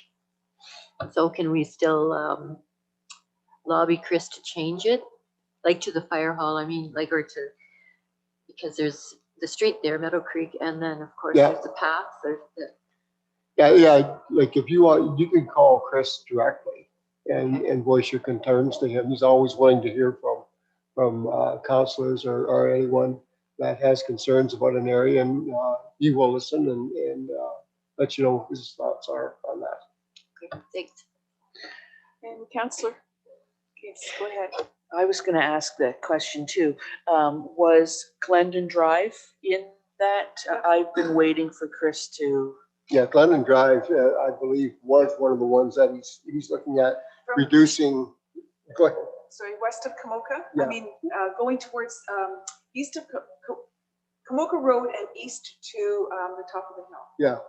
So there are reductions there, yes. Does top of the hill mean Old River Road? I can look on the map. I think it was right to the edge of our municipal. That's what okay, that's perfect. Right so now that's approved. Is that how that works? They just have to do signage and implement. Yeah. Beautiful. Thank you so much. Yes. Okay.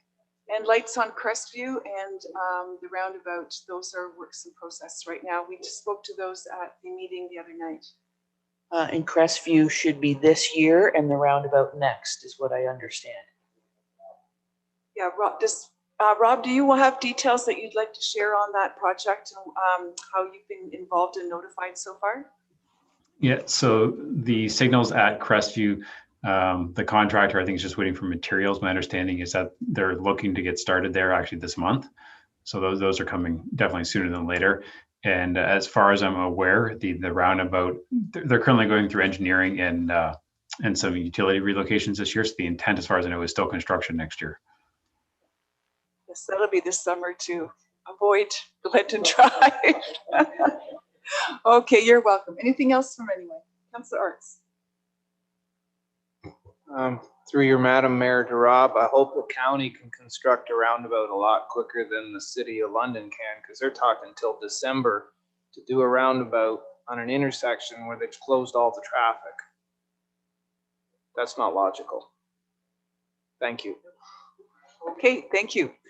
If there's nothing else, then we have bylaws still. And the bylaws today are 2021. The motion is that bylaws 2021-62 through to bylaw 2021-067, which is not including 068, as well as bylaw number 2021-70 be adopted as printed. If I could have a mover, please, and a seconder. Councillor Heffernan and Councillor Cates. All in favor? And that is carried. So we need to adjourn this part of the meeting. The motion before us is that Council for the Municipality of Middlesex Centre adjourns the July 14th, 2021 regular council meeting at 3:28 p.m. A mover and a seconder. Councillor Cates and Councillor Scott, all in favor?